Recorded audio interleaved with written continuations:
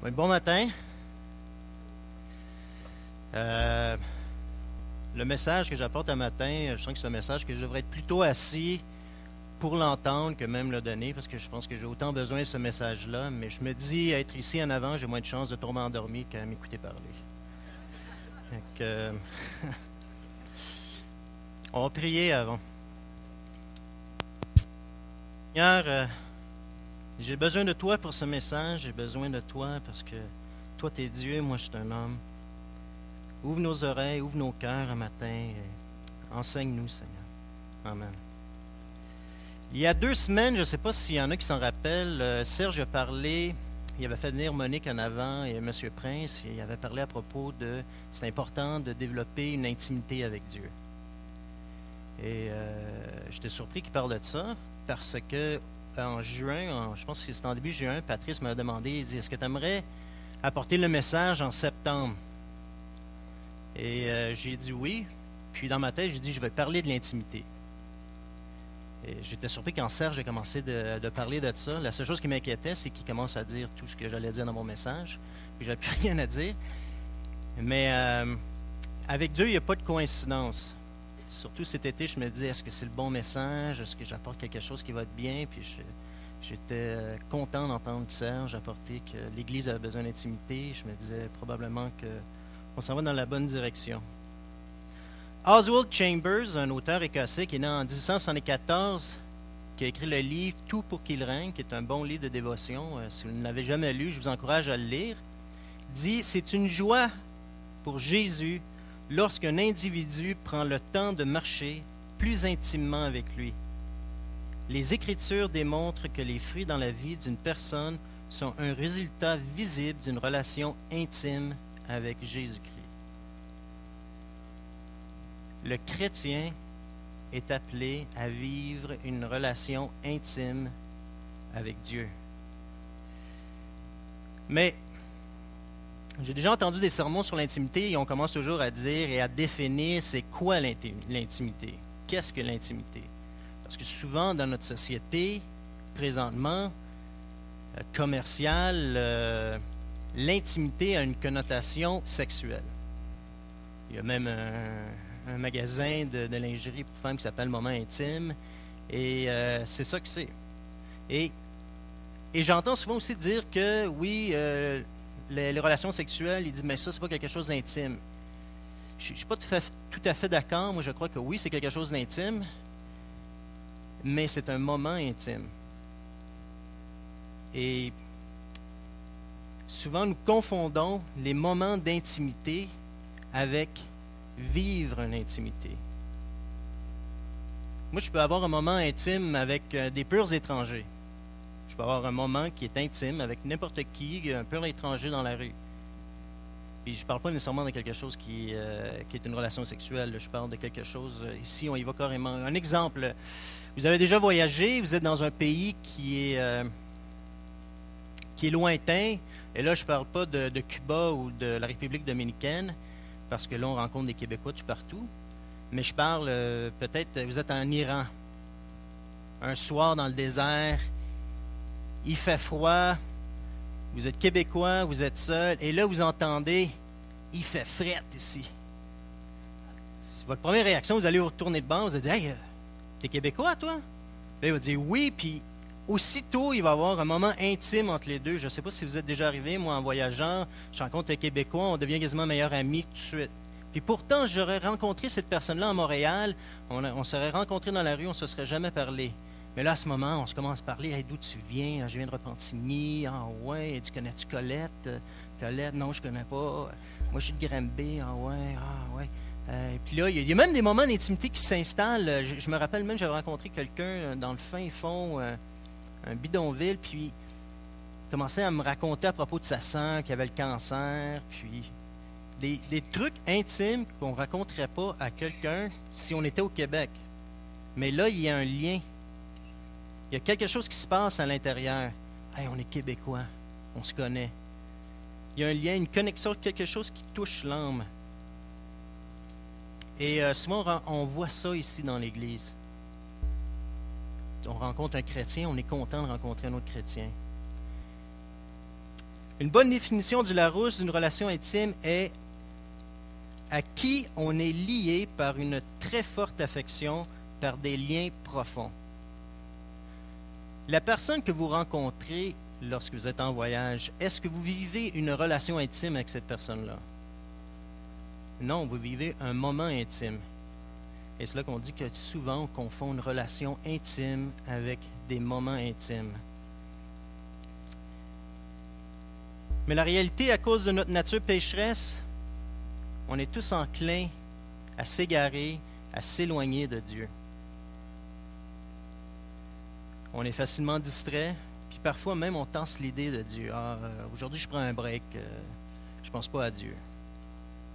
Je mets ça de côté, puis là on se sent un peu mal à l'aise, puis on dit je vais prendre un break.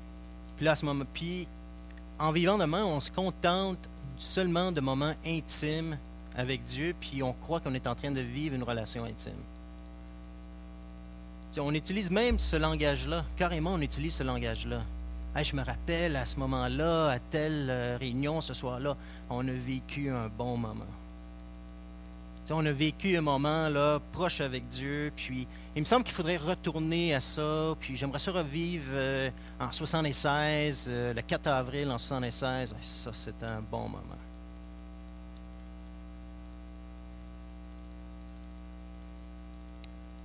Je crois que Dieu donne des moments intenses. Je crois qu'il y en a des moments où est-ce qu'on dit, oui, il y a quelque chose, Dieu touche mon cœur. Aujourd'hui, Dieu a touché mon cœur. Mais je crois que ce n'est pas ce que Dieu nous appelle. Il ne nous a pas créés pour vivre quelques moments d'intimité avec lui. Il nous a créés pour vivre une relation intime, continuelle. Dieu n'est pas assujetti au temps. On ne le coince pas avec le temps, de dire, ça c'est un temps avec Dieu. Dieu, ce qu'il cherche, c'est une relation profonde, durable, merveilleuse, qui est éternelle. La relation intime que Dieu cherche pour nous, c'est une relation éternelle, qui va durer l'éternité. Ce n'est pas des petits moments parsemés comme ça.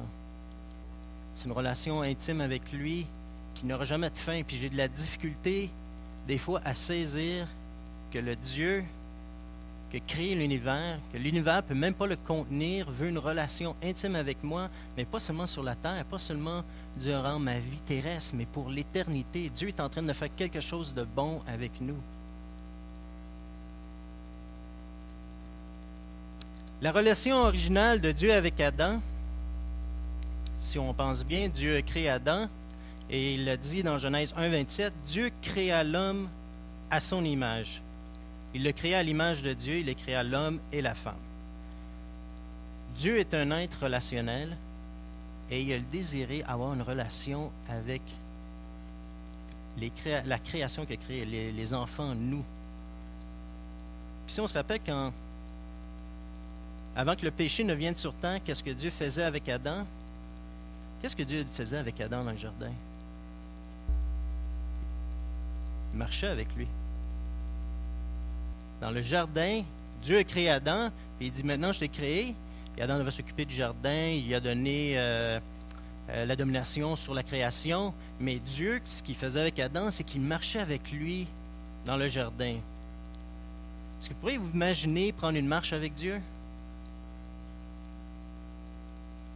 Des fois, je me pose la question, si je prenais une marche avec Dieu, est-ce que je lui raconterais tous mes problèmes, tous mes bobos, tous mes manquements, tout ce que je désire avoir, ou bien je regarderais Dieu, puis juste en voyant Dieu, je dis, je sais que Dieu peut s'occuper de tout ça, et tout à coup, je dirais, mais Dieu, je commencerais à lui poser des questions à propos de lui, à savoir, à connaître comment Dieu t'est, ça serait incroyable. Alors, juste prendre une marche avec Dieu, et c'est que ce que Dieu a créé Adam, il dit, je t'ai créé parce que je veux marcher avec toi, et je veux que tu marches avec moi.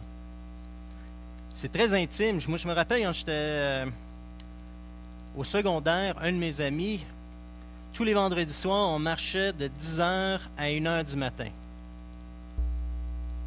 Et là, on faisait le tour de l'ouest de l'île, où est-ce que j'habitais. Puis là, on se racontait à propos de n'importe quoi. On parlait, on discutait de toutes sortes de sujets. C'était un moment intime. Ça, c'est vivre une intimité avec quelqu'un. C'était pas juste une période, ça faisait partie de notre amitié. Dans Apocalypse 3:20, Jésus dit, « Voici, je me tiens à la porte et je frappe. Si quelqu'un entend ma voix et ouvre la porte, j'entrerai chez lui et je souperai avec lui et lui avec moi. » Avez-vous déjà invité du monde à souper chez vous? Souvent, nous autres, quand on invite du monde à souper chez nous, là, c'est intime parce qu'on l'invite dans notre maison. Là, ils vont voir notre plancher de bois franc qui est tout égratigné, notre toilette qui est... Bon, en fait, je l'ai rénové cet été, avec ça, ça va. Et il va voir le sous-sol en haut, le toit n'est pas fini, le plafond, on a des vieux meubles. Comme je dis à la maison, si c'est pas cassé, c'est pas à nous autres. Si les enfants ont... Ils ont tout défait. C'est intime. Là, on invite quelqu'un chez nous. Il rentre dans ma maison, il va voir de quoi que ça a de l'air chez moi. Il va voir mon gazon qui est vert, mais que ce n'est pas seulement du gazon. C'est très intime. Alors, quand on invite quelqu'un, c'est très intime. Et là, Jésus dit, « Je me tiens devant la porte, je frappe. Si vous ouvrez la porte, je vais rentrer et je vais souper avec vous. » Et là, ce n'est pas seulement qu'il va rentrer. Et ce qui est bien aussi avec Jésus, c'est parce que lui, quand il rentre, ce n'est pas nous autres à faire le ménage, c'est lui qui va faire le ménage. Mais ce qu'il tient à faire, c'est dire, je vais souper avec vous. C'est quelque chose d'intime. Quand on soupe, c'est un moment où est-ce qu'on discute. C'est la communion en réalité. Et ça, c'est le désir de Dieu avec nous. C'est pour ça qu'on a été créé, lui rendre gloire. Et parce que Dieu désire avoir une relation intime avec chacun d'entre nous pour l'éternité.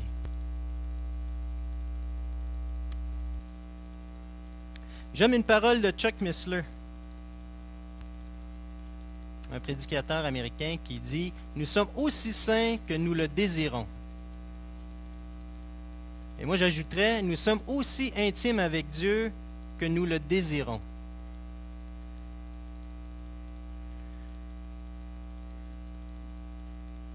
Et que nous soyons prêts à mettre l'effort aussi là-dedans. Pour avoir une relation intime, premièrement, personnelle, ça prend 2 personnes. C'est difficile d'avoir une relation intime tout seul. Ou à moins que vous vous parliez souvent, là. C'est difficile d'avoir une relation intime. Ça prend 2 personnes, puis ça prend 2 personnes qui veulent.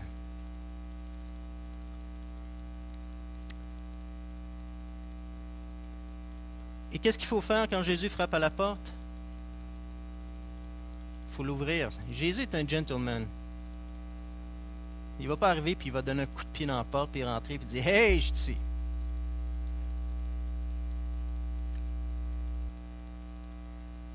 Mais comment vivre cette intimité? Ça, c'est la partie qui est délicate.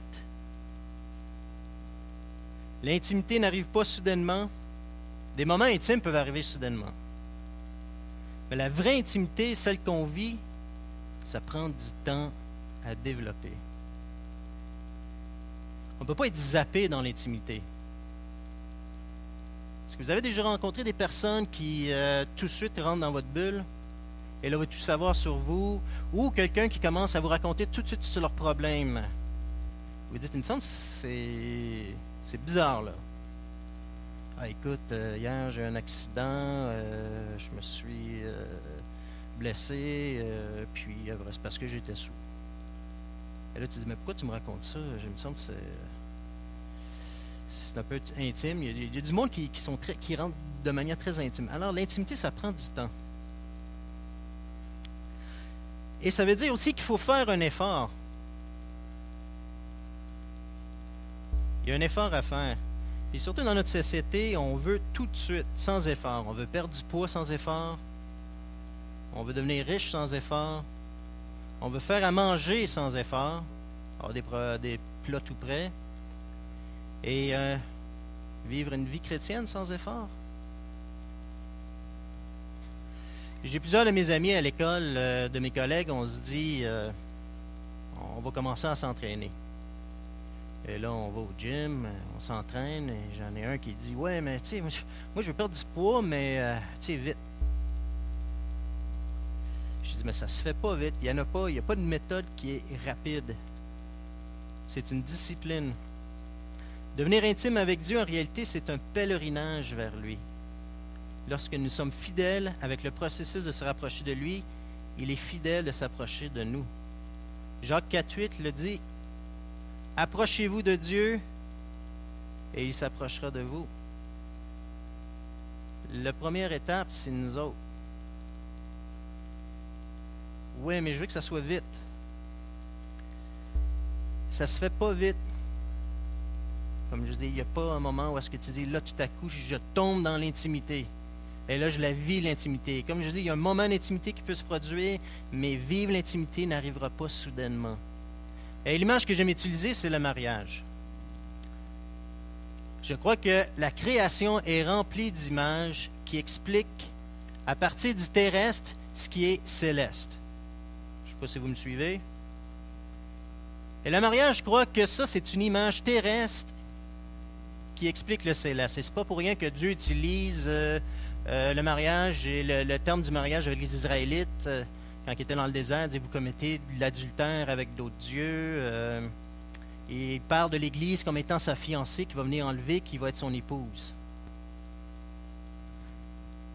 Alors je crois que le mariage existe pour que l'on puisse comprendre la puissance et le sérieux de cette relation entre nous et Dieu. Et aussi, j'aimerais ça faire une parenthèse parce que Dieu appelle son Église, sa fiancée, qui va devenir son épouse. Et c'est pour ça que moi, je crois qu'on ne doit jamais prendre à la légère ce qu'on dit sur l'Église. Je prends un exemple. Cet été, comme Patrice a dit, on est allé descendre la Bonaventure. Et il n'y avait pas beaucoup d'eau. Yvon était là. Je pense qu'il s'en souvient. Il y a Denis aussi qui était là. Et il n'y avait pas beaucoup d'eau et il fallait sortir souvent de nos canots puis les tirer. Et ça a été toute une épreuve. Et je me rappelle de voir mon épouse qui descendait la rivière. Elle était habillée, elle avait son grand chapeau, les cheveux tout croches. J'avais prêté l'eau est très très froide, elle est à 50 degrés. Et j'avais prêté des pantalons que j'ai de canot. Et ils étaient pas mal trop grands pour elle, elle avait de l'air de patoff. Et le courant était fort, elle n'avait pas des bons souliers, elle marchait tout croche. Je vous le dis, c'était drôle à voir, elle tenait sa pagaie et elle descendait la rivière. Ouais. Et là, je la regardais de loin. Puis je dis, ça, c'est mon épouse. Puis je me rappelle d'avoir pensé ça. Je dis, elle est belle, puis je l'aime. Mais si quelqu'un s'était tenu à côté de moi et avait dit, as-tu vu de quoi qu'elle a de l'air? Voyons donc, elle est tout croche, là, ça n'a pas d'allure. J'aurais probablement donné un coup de pagaie dans la figure. Tu ne parles pas de mon épouse de même. Et si Dieu dit que son Église va être son épouse, on ne parle pas de l'Église n'importe comment. Je n'ai pas le goût d'avoir à faire face à Dieu et dire, qu'est-ce que tu as dit à propos de mon épouse? Alors pour revenir, oui, là c'est une parenthèse, je ferme la parenthèse. Pour revenir, l'intimité n'arrive pas soudainement, c'est un processus de fidélité. Alors, pour revenir encore avec la relation du mariage, dire que comment on développe l'intimité, la première fois que j'ai rencontré Julie, moi, je savais que je voulais une relation profonde avec elle. À ce moment, elle n'était pas du même avis que moi. Elle pensait plutôt absolument rien à propos de moi. Bon, je dirais que ça m'a pris 1 an à la raisonner. Non, mais c'est comme ça marche.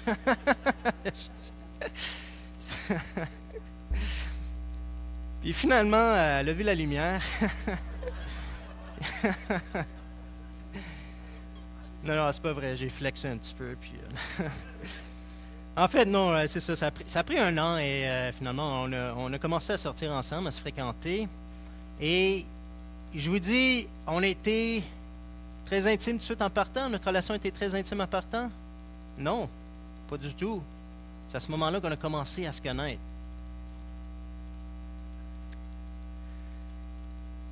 ça a pris du temps. Ça fait 12 ans cet été qu'on est mariés. Et je dirais que notre intimité augmente de plus en plus à chaque année. Ma relation avec Julie n'est pas du tout la même qu'elle l'était il y a 12 ans. Oui, au début, on vit l'amour, les papillons, mais j'aime mieux ce qu'on vit présentement parce que je connais mon épouse beaucoup plus que je la connaissais il y a 12 ans. Comment ça se passe, l'intimité dans un couple? Mais je vais plutôt commencer par dire comment ça ne devrait pas se passer. Ça ne devrait pas se passer comme nous vivons souvent notre vie chrétienne. Là, vous allez trouver ça bizarre ce que je vous dis. Comment on vit notre vie chrétienne? Pour quelqu'un qu'on va dire que c'est un bon chrétien, ben, je vais à l'église à tous les dimanches, j'écoute des sermons, j'écoute de la musique chrétienne, je lis des livres sur Dieu et comment être un meilleur chrétien, et j'ai un ministère pour aider les chrétiens et les non-chrétiens. J'ai un grand ministère. Je dirais, ça, ce ne sera pas la façon qu'on devrait vivre l'intimité.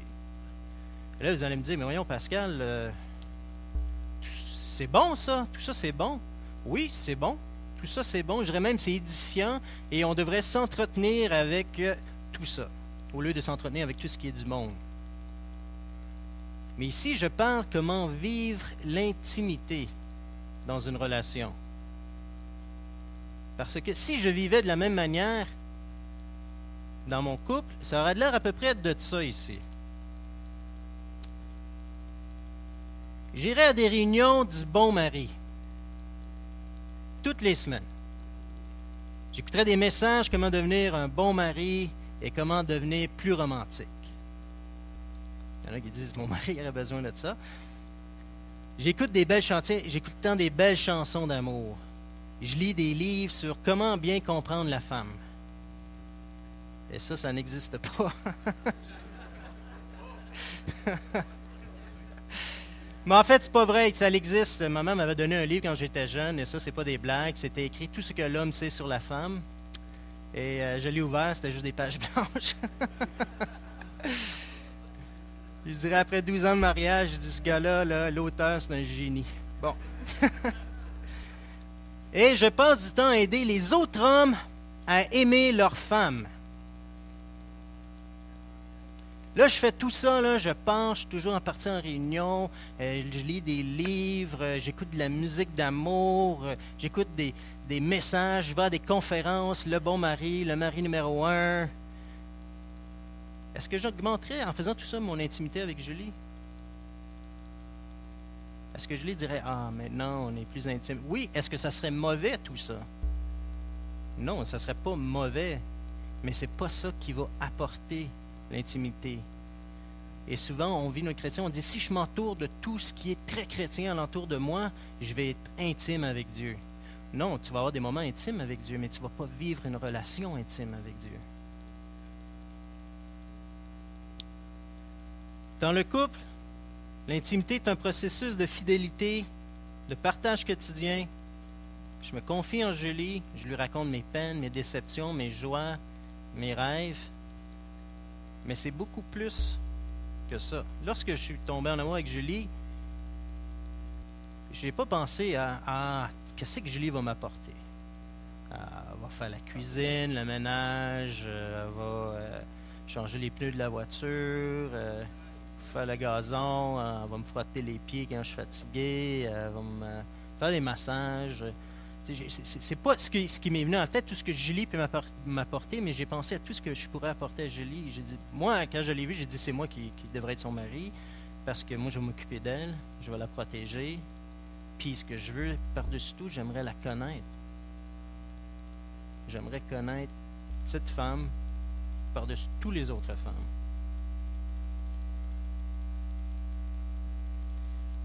La recherche de l'intimité avec Dieu n'a rien à voir avec ce qu'il peut faire pour moi, mais plutôt ce que je vais faire pour lui. Et là, ça me fait penser, évidemment, la citation de J.F. Kennedy. Ne pensez pas à ce que vous pouvez faire à ce que le pays peut faire pour vous, mais pensez plutôt à ce que vous pouvez faire pour le pays. Et je me dis, c'est carrément ça, avec la relation avec Dieu, c'est pas qu'est-ce que Dieu peut m'apporter, c'est qu'est-ce que moi je peux apporter à Dieu. Le danger est que nous mesurons souvent la qualité de notre relation avec Dieu par la quantité de bonnes choses, de bénédictions qu'il a faites pour nous. Dieu m'a béni, j'ai une bonne relation avec lui. Dieu m'a apporté la joie, j'ai une bonne relation avec lui. Alors on mesure la relation avec lui, notre intimité avec lui par rapport à qu'est-ce que Dieu peut faire pour nous. C'est un peu comme avec les Canadiens. Les Canadiens de Montréal, la dernière saison. Ils ont passé de héros à zéro. Ah, les Canadiens, c'est incroyable. Oui, ils vont gagner, ils s'en vont jusqu'à la Coupe Stanley. Puis finalement, ils perdent. Philadelphie. Ah, c'est une équipe, ils sont trop petits, ils manquent de goon, ils manquent de... Finalement, aussitôt qu'ils nous apportent plus qu'est-ce qu'on veut, non, ça ne marche pas. Parce que souvent, nos attentes, on a des attentes envers Dieu, et si nos attentes ne sont pas atteintes, on se décourage, on se lance, puis on tombe dans l'amertume. Parce qu'il y a une mode dangereuse, moi, je trouve, qui explique que si l'on devient chrétien et qu'on fait tout ce qui est bien aux yeux de Dieu, on ne sera jamais malade, tout sera beau et on va être riche. Ce qui est triste dans cette croyance, c'est qu'elle est complètement centrée sur l'individu. Est-ce que je peux retirer de Dieu? Et non. Et l'intimité avec Dieu, ça n'a rien à voir avec mon moi. C'est une relation qui est centrée sur Dieu. Le monde ne tourne pas alentour de moi. Le monde est la création de Dieu, elle tourne alentour de Dieu. À ce moment-là, il faut permettre Dieu d'agir dans notre vie, de nous laisser descendre dans la vallée. Comment puis-je connaître Dieu comme consolateur à moins d'être triste? Dieu dit, je suis consolateur. Comment est-ce que je peux connaître Dieu comme guérisseur à moins d'être malade? Ce n'est pas nécessaire d'être malade, mais comment est-ce que je vais connaître Dieu dans l'intimité comme un guérisseur à moins d'être malade? Je me rappelle quand j'avais 16 ans, j'avais pris une décision pour Dieu. J'avais dit, Dieu, tout ce que je veux, c'est toi. Puis je m'étais fait baptiser à ce moment-là. Puis, pour ceux qui me connaissent, je suis un gars qui aime vivre certaines affaires de manière dure, que ce soit dans les sports, n'importe quoi. J'aime ça quand c'est rough. Descendre une rivière, dans les rapides, avoir peur, les sensations fortes. Et là, je voulais que Dieu me dise, oui, je dis, qu'est-ce que j'avais dans ma vie, c'était, j'avais la force, j'avais dit à Dieu, Seigneur, je suis orgueilleux, brise-moi. Et 10 ans plus tard, je suis rentré à l'hôpital. À cause des douleurs atroces au rein gauche. Mon uretère, qui est le canal qui relie le rein à la vessie, se fermait. Les tissus fibrosaient. Les médecins ne comprenaient pas pourquoi, mais ils mouraient. Et ça, la douleur, c'est une douleur qui est semblable à une pierre au rein. Je ne sais pas si vous avez déjà eu une pierre au rein, mais c'est terrible. Et ça, c'est une douleur que j'avais 24 heures sur 24, 7 jours sur 7. Et je me rappelle à ce moment-là, je me disais, pourquoi le rein? Et j'ai commencé à étudier la Bible, tout partout où est-ce qu'il était rein, j'encerclais où est-ce qu'il était rein. Et je m'étais aperçu que le rein, quand Dieu disait, je vais te casser les reins, ça voulait dire, je vais te casser ta force. Et je me rappelle à ce moment-là, j'ai eu 5 opérations, ça a duré 5 ans. Et des fois, j'avais de la difficulté juste à me laver. Je me rappelle, j'étais faible, j'étais plus capable de rien faire, il fallait que je dorme tout le temps. Je prenais des quantités phénoménales d'antidouleurs. J'étais devenu quasiment une autre personne. Et j'aimais bien les sports. Les médecins m'ont dit, ça va probablement être ça le reste de ta vie, soit qu'on t'enlève un rein, mais les douleurs vont probablement toujours être là. Et je me rappelle, j'avais pris mes planches à neige, mes kayaks, j'avais tout vendu. Je m'étais acheté une canne à pêche. Bon, il n'y a rien de mauvais avec la pêche. Mais disons que c'est moins excitant que sauter en bas d'un précipice.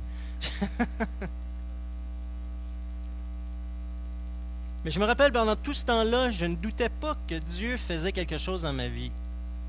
J'étais pas amer, j'en voulais pas à Dieu. Puis j'allais accepter que là, à ce moment-là, je suis malade.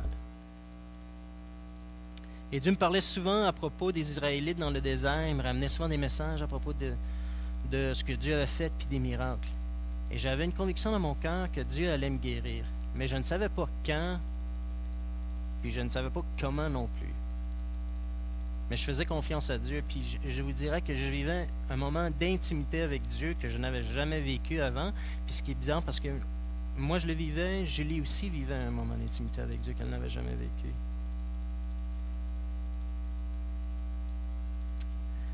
Et 5 ans, ça a duré 5 ans. Rentrer, opération, ça ne marchait pas. Continuer à prendre des médicaments. Et c'était un moment qui était difficile. Il y a des jeunes à l'église Nouvelle Vie qui avaient jeûné pendant une fin de semaine, qui m'ont fait venir. Ils ont dit, on aimerait ça prier pour toi, parce que ce que j'ai trouvé bizarre, c'est que la conviction de la guérison n'était pas venue seulement de moi, mais plusieurs personnes autour de moi qui m'appelaient et disaient, Dieu va te guérir, Dieu va te guérir. Je le sais, Dieu va te guérir.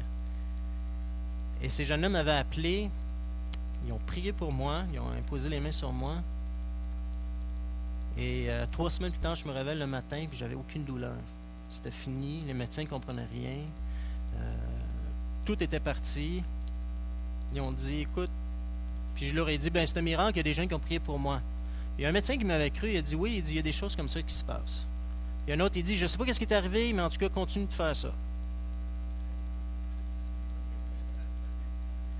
Puis je vous dis, après 5 ans de douleur, de ne pas être capable de bouger, c'était vraiment merveilleux, là. C'était comme si tout à coup, je venais de sortir, on avait ouvert la prison, puis là, je sortais de la prison, puis j'étais libre. Je dis à tout le monde que Dieu m'avait guéri, puis il y a pas mal de monde au travail qui pensait que j'étais fou. Mais il y en a d'autres qui étaient touchés parce qu'ils m'avaient vu malade, en train de vomir à cause des médicaments, pas capable de faire grand-chose. Puis là, tout à coup, ils me voyaient complètement changé, je pétais le feu, j'allais me remettre en forme. Mais le temps a passé et la vie normale a repris son cours. Pendant ma maladie, on avait été obligé de réhypothéquer la maison, de prendre une plus grosse marge de crédit parce que le médicament coûtait très, très cher. Ça a embarqué dans la somme dans les plusieurs dizaines de milliers de dollars. Et je voyais le montant des dettes que nous avions accumulées. Bon, je me disais, bon, maintenant, Dieu va faire un autre miracle qui va faire disparaître les dettes. Parce que j'avais été si bon durant la maladie, j'avais été intime, je ne m'étais pas plaint, les dettes vont disparaître. Mais les dettes n'ont pas disparu, même en fait, elles ont augmenté. Et là,